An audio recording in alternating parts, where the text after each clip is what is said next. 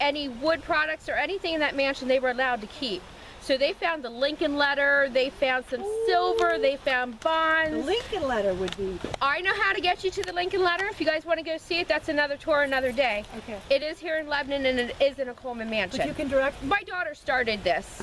She was 13, 14 years old when she started the history stuff. Skip and I used to do a heritage tour through Coleman Park. It'd make a lot of money, which we didn't care about the money. We were more about the history and the community, service to the community. We would stop down at Christ Presbyterian Church. We would go to St. Luke's, and then we would go to the mansion that the Lincoln letter and a couple of the other things that were found in that mansion were at. The community was paid $1,000 and given salvage rights. And what he found inside was, well, that was one of 5 mansions in the park. That's the only one that people our age remember. All the others were gone before that. They were inside of the mansion and put our initials up there. We used to see who could climb the highest. Yeah. Do you think the initials are still there? No, the tree's not there gone anymore. But at that time, I think I was the highest up there at that year. You were the skinniest, so you could climb the highest. Yeah, and the craziest. Most of their stuff came, Villandre was their family home, like that's where the descendants are now in Paris. And their garden, if you look at our gardens, at the older pictures that we got, look pretty much alike. Okay, so They designed them pretty much the same. Wow, that's really cool. Wait, I was worried this morning. I saw it too. I was like, oh no, I hope it doesn't rain. But yeah, it's nice. Hi, Stephanie. How are you? Good, how are you? This is Stephanie. This is my daughter. She started this when she was like 13, 14 years old. Got a hold of Skip. Skip was probably the only one that wanted to give a little 13-year-old a chance to learn anything and do what she liked to do. So they've been doing this, well, up until she graduated, and now she just decided to come today. So. Didn't you go over to Paris and visit with the Coleman family? Yeah. Can you talk? Steph was 16, 15. They were having a reunion. A couple of the family members found out that she was interested over here. She met Neil Eyre, Bill Coleman from down in Brickerville at Elizabeth Farms. They all went over to a reunion in Villandre, Paris. And she was there for almost like a week and a half, 2 weeks. Wow. And that's how we got some of our pictures, and That's amazing. lots and lots of pictures that she brought back. So Debbie Brock's mansion. We're gonna start. We are a bunch of friends walking through the park. I have nothing to do with Coleman Park whatsoever. Debbie Brock's mansion was over here. In fact, I think a couple of years ago, it opened up back there. We thought like it was sinking into the basement of that, but I don't know where that all went. Skip could probably tell you.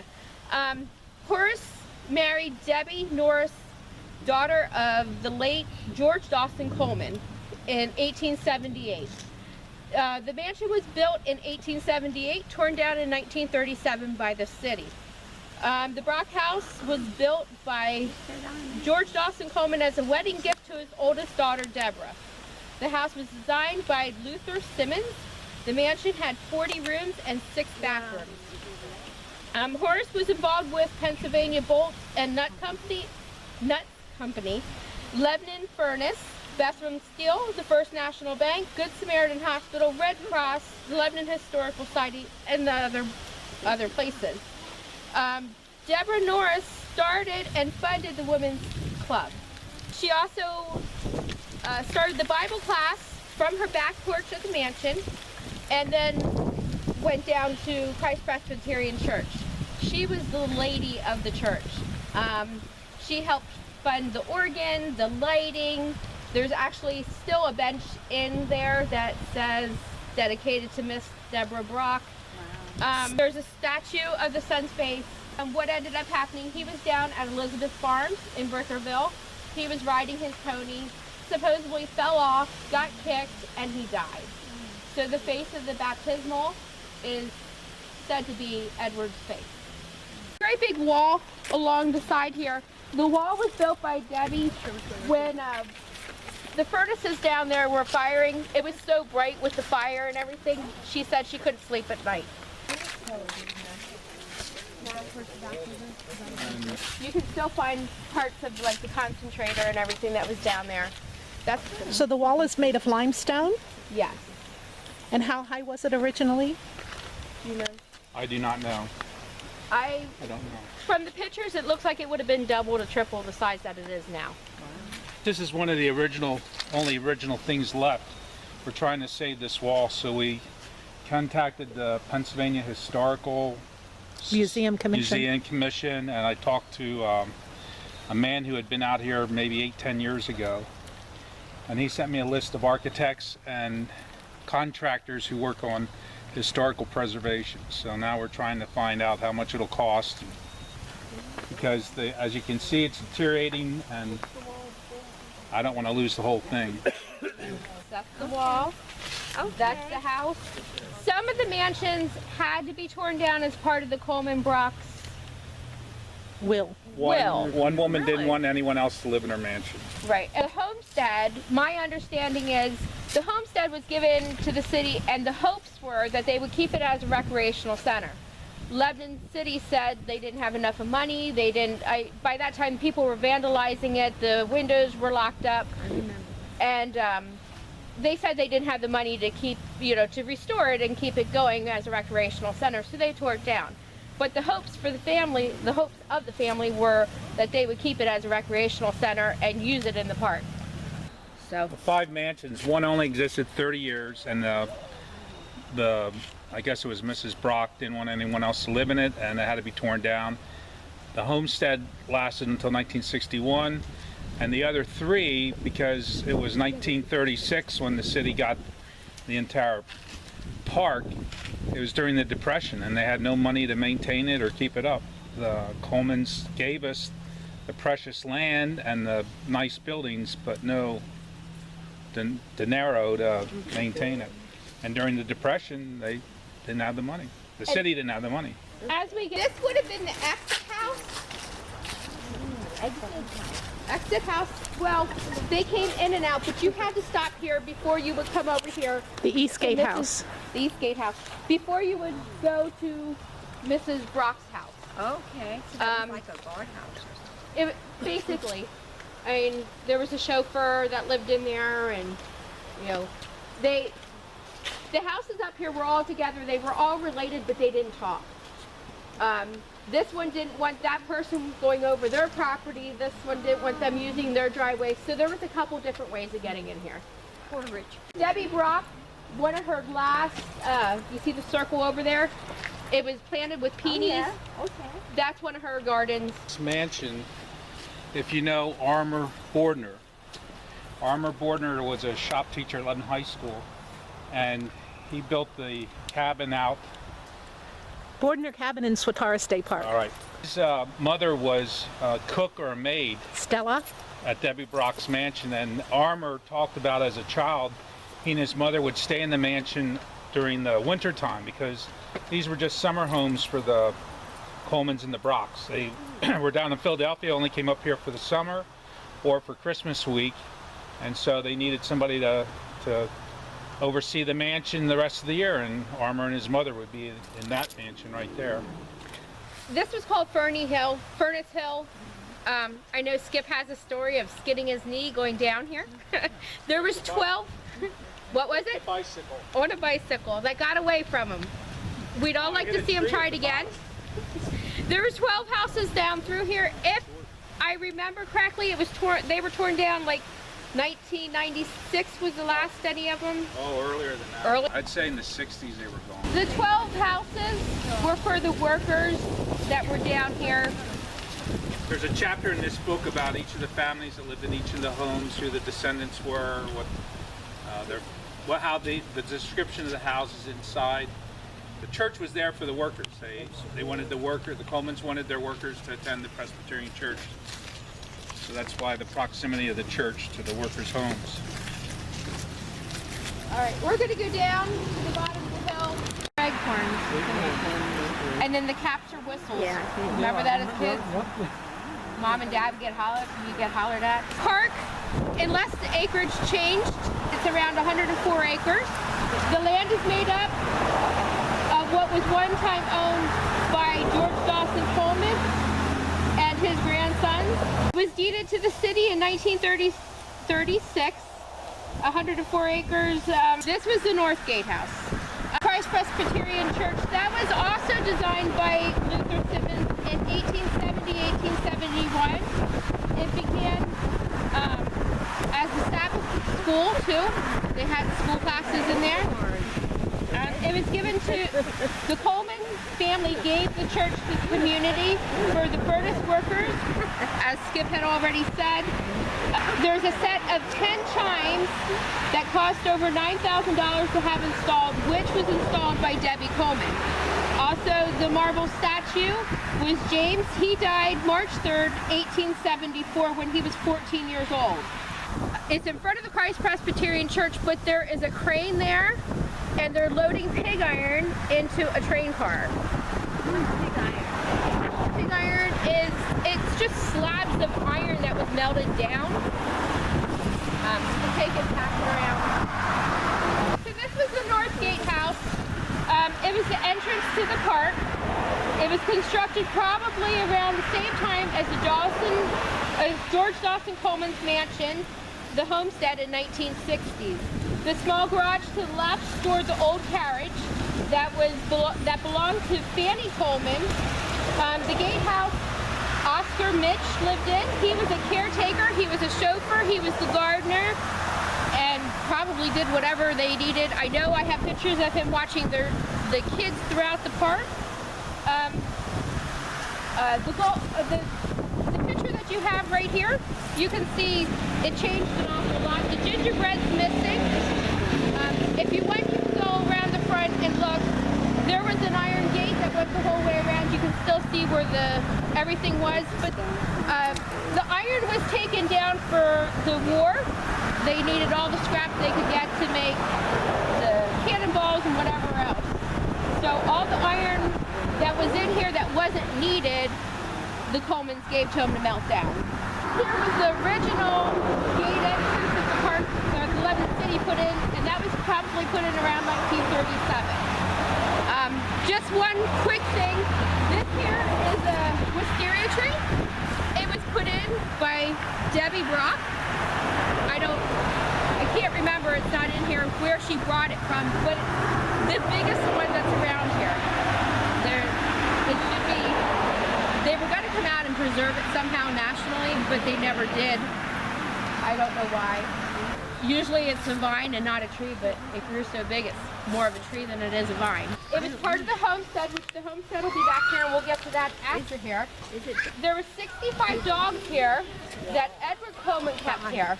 So you see there's a picket fence that goes, or the stone fence that goes all the way around with the high rocks. That there would have been like 8 to 9 foot tall. So it was filled in. And there's all the bells and the whistles went with Bethlehem steel too. Don't know. And why did they go off here? For breakfast. The dogs. The dogs. To call the dogs back. There were 65 dogs that night that would be released into the park. Also pictures of the dogs around here. The backside also had a greenhouse, which would have been out to the back. But if you look at your picture, you'll see there's a carriage. Yeah. From here. That there was Robert Coleman's carriage, right there. That carriage can be found over at the Cornwall Iron Furnace, but they don't know, heard it from the family, that it is Robert Coleman's, and other pictures that we have, it is the same carriage. Over there is your greenhouse. There was also a bowling alley, a small bowling alley over here. The only other bowling alley that the Colemans had was in Colebrook. It's now the Bucks Mansion. They tore it down because the building was falling down, but there are some pins and the bowling balls, the wooden bowling balls, in at the Historical Society. And then there was also an archery shooting range that was here, and they were located in both those sections over here. You have Andy Wires, that was built for the superintendent, but also there was a Coleman that lived in there at one point. In 422 was not, she didn't commit suicide because she totally loved Buchanan, and her parents wouldn't let her see him. She was sick, she took medicine. They didn't have dosages back then. You took the medicine, she must have took too much. She didn't commit suicide. It was built as a wedding present, And she never got married, so Never lived there. she didn't live there. This here would have been where the carriages came in and out.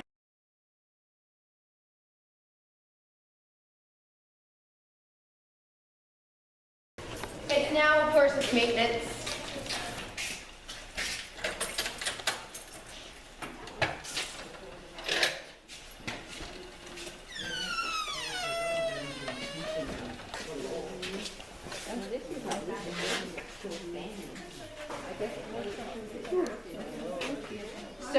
The big old wooden cabinets. That's pretty cool.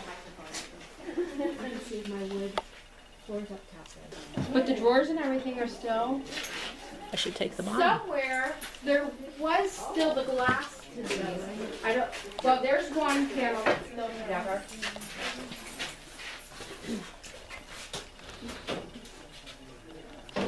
Oh, they slid in. They Wow. slid sideways. These came out.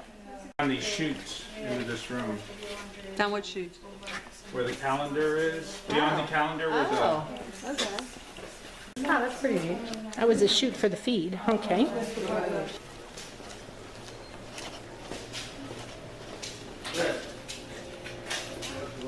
Following in here, the original doors are still there. Sweet. Just be careful, the steps are a little soft, but they're good. It was built around the 1880s. In here is a tank. This tank, there's stories and there's writings that I have from the family. This tank was used to store the goldfish and the koi that were in the ponds. There were 3 ponds in the park. And every fall they would come in here, they'd stay until spring, and then they go, it was a big water tank. It's a cistern. Oh my word. They collected the rainwater. Did they hoist the carriages up? Is that how they got them up here? The chute should have been She said back there. back there. There was a huge pulley here that they opened these doors, pulled them up, and then stored them up here in the center. This is the original flooring from the homestead, what's left of it. It was given to her a couple years ago. And see all the parquet. She has some of it that's restored that we use on the tours. This is all rolls with cheesecloth behind it. Actual wood. And this would have been in the parlor. Where was that? Penn Park. Camp Quantitas.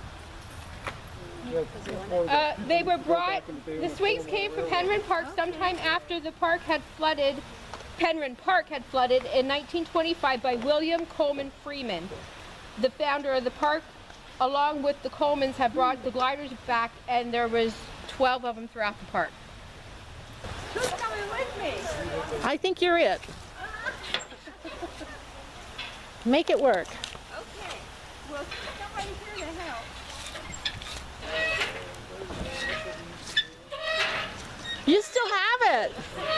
You go, girl. It still squeaks. Yeah, that probably didn't fight me. Nice job.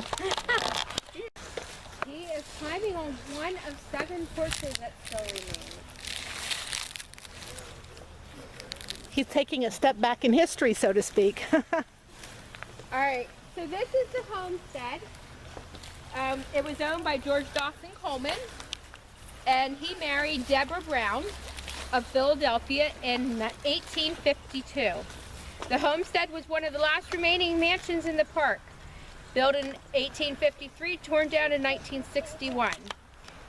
Had 39 rooms, a parlor, music room, billiards, library, dining room, sun porch, second floor spare room, 3 second floor closets that were big walk-in closets.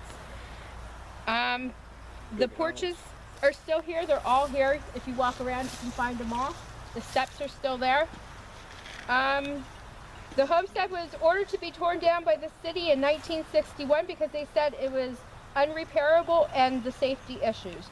Harold Moody from Lebanon was contracted to do the demolition. The city had gave him $1,000 and the rights to anything that he found. He had found in the library, I used to explain it to the kids as Scooby-Doo would lean up against the library and the wall would go in. There was a secret room behind the bookshelves. This one had one of them. It also had a big safe in it. In the safe there was silver, there were bonds, there was all kinds of gold, and the Lincoln letter. The Lincoln letter, just for me to make it really short, was giving George Dawson Coleman rights from Lincoln when the military came passing through if there had to be any small decisions made. The Lincoln letter was later sold at auction for $18,500. It goes around, that's the original driveway. It's kind of being dug up from the orange all the way out. It went straight down and then turned to the right, and then they exited the park to the right at the lower, what was called a Spooky Hollow. It was supposed to be, Dad used to tell us all the time, it was supposed to be scary because of the way the old trees came up. When they tore this down, you can see it's now sinking. I had talked to Catherine Moody a long time ago when we first started doing this. She said they took this, the basement, everything that the furniture and whatever was left, there was furniture here. It was all covered up, like if they just left and never came back. But the stuff was left, what they didn't decide to sell off, is still in this basement. So when I came through today, Skip, I remember you and I talking about we would love to do some architectural, An archaeological dig. Archaeological dig up here. So that's where the new children's playground is going, behind the orange fence. Yes. The last porch is straight ahead and the steps are still there. You can see it over there. That there is the ready house. The ready house is where they got the carriages ready, and they also made some of the bran mash for the dogs and the horses and whatever else. I was here during the demolition, and I got a little round dark blue piece of glass from a stained glass window. I had that for There was years. blue glass in here and there was red glass in I here. had a blue piece, and it was perfectly round. And this is it too then. Here would have been, if I remember correctly, the way it should be setting. This here would have been back here. Their gardens. 1961, right before the very last demolition. Okay. Yeah. I don't have the same memory. Yeah. He did. Yeah. He saved the roof, like the slate, and he saved a lot of it. The snow The one. windows are missing. That's it. Some. The doors are out. Everything's gone. And then you Yeah. have a picture of Edward, the child that got killed, and we're not sure who's with him. I don't know. That's Harold Moody and Catherine, and they're holding the Lincoln letter. The wax seal's still in place, Wow. and of course you have Lincoln's signature and date. I went to school with Catherine Moody. Somewhere she has all the diaries that she kept. She came out here every day of the demolition, and she wrote down everything that they found, down to every little penny behind the boards or little piece of notes. Go into the market. There's a big white cupboard, and it's filled with pictures and glassware on the top. That cupboard came out of here. That would have been in the butler's pantry. Stephanie had raised some money. She went knocking on all kinds of business doors when she was 15, and she got to, there's an urn there, an urn in front of the ready house. She raised the money to put the urns in, and then she also restored a garden in the back, which we'll see. The homestead, there's also another mansion that we'll show you over there, but this was the Peony Triangle. There were, you can't really see it, there were stones that went around it, and all the peonies that come up here were planted by the Colemans. Mansion, he married Ann Mason Churchill in 1889. The mansion was completed around 1890, torn down in 1944. The mansion was valued at $17,500, had 28 to 30 rooms. Library, dining room, breakfast room, pantry, kitchen, laundry room. The second and the third floor had two dressing rooms for Mr. and Mrs. Coleman, 11 bedrooms, and it doesn't say how many bathrooms. The chauffeur was John Wolfe. Robert Schilling was the gardener for here. Edna Schilling was the maid. Marge Hodges was another maid. Emma Snavely, Mary Grady. I know Coleman was the president. of the First National Bank in Lebanon. General George Washington was painted. Oh, I don't know. Bill Coleman from Elizabeth Furnace down in Brickerville. This was his great-great-grandfather's place. And is that an original wall there? Yes. So we're not done as far as I thought we were. We're That's not why done. I thought it was John Ben's. We got My one apologies. more mansion down there, one more coming up, and then we're almost done.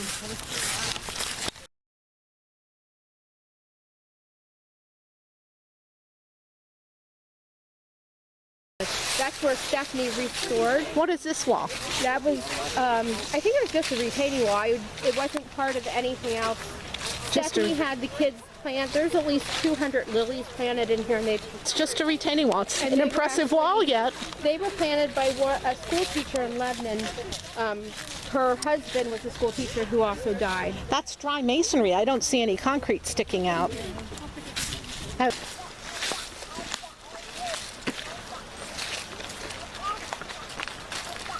Because it's a special part of the park and it's used for weddings, so they don't want extras.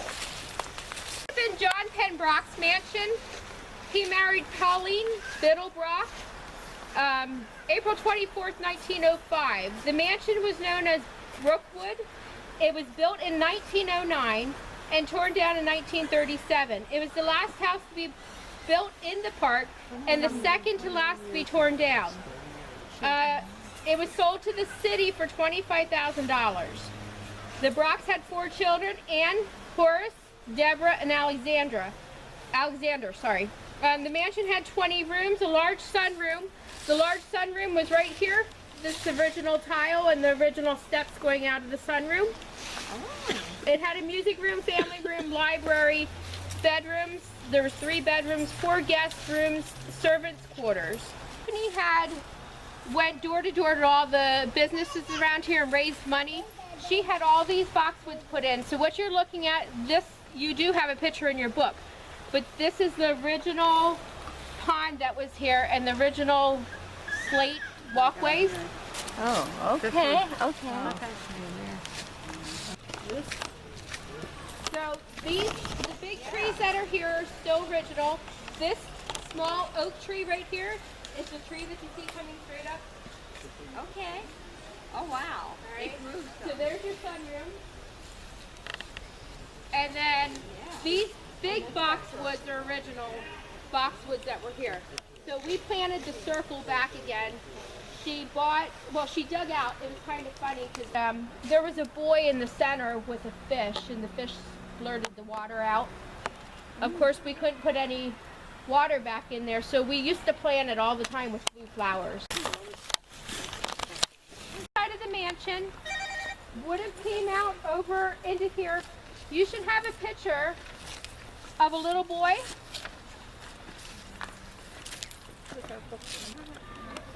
He's sitting right there on his chair. That's him. Alexander Biddle Brock. He was the last person to live in the park. He died, I want to think like 10 years ago. Over here would have been a rose garden. Peggy Haynes, good. It was all tulips all the way down through. Stephanie had on Arbor Day with some of the kids from Lebanon, came down here. The tulips come up every year. They're still down here. And then if you go down another tier, you can see the boxwoods. They were all like little sectioned off, and they'd have different flowers in the corners. And then there's another section down, which I'm not sure what was planted down there. Are stones that have letters in the stones. We don't know what the letters meant, but I'm sure it had something to do with the family. Lebanon Daily News had gave the money to build the arbors and the pavilion. That was very generous.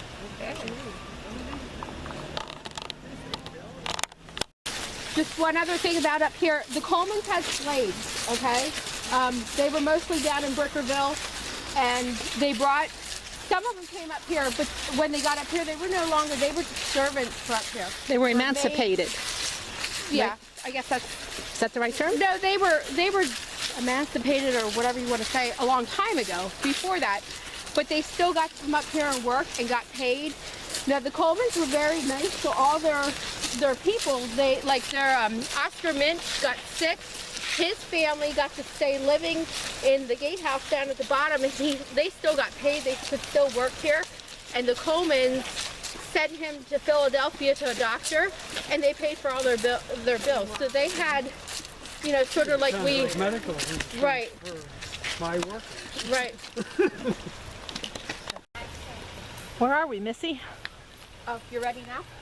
All right, in this vicinity, between the tennis courts and right in through here would have been Arthur Brock's mansion. Arthur and Sarah were married in May 29th, 1879.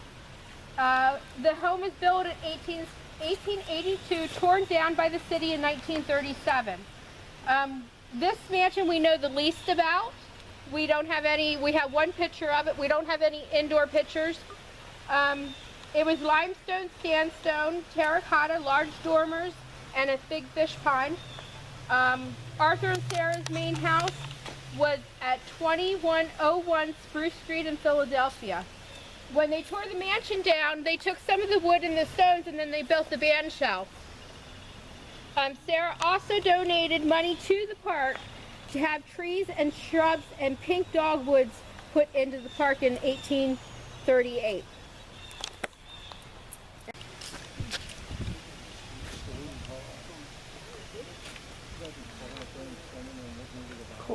Music in the Park has concerts on Sunday nights during June, July, and August. And they take free will offering. They have sacred artists here, nationally known artists, on the first, third, and fifth Sundays. And then on the second and fourth Sundays, there are general concerts like the Perseverance Band, Washington Band, jazz artists, so on and so forth. Chuck Musser is the person who books the group, so in the park website, and there's probably a contact button.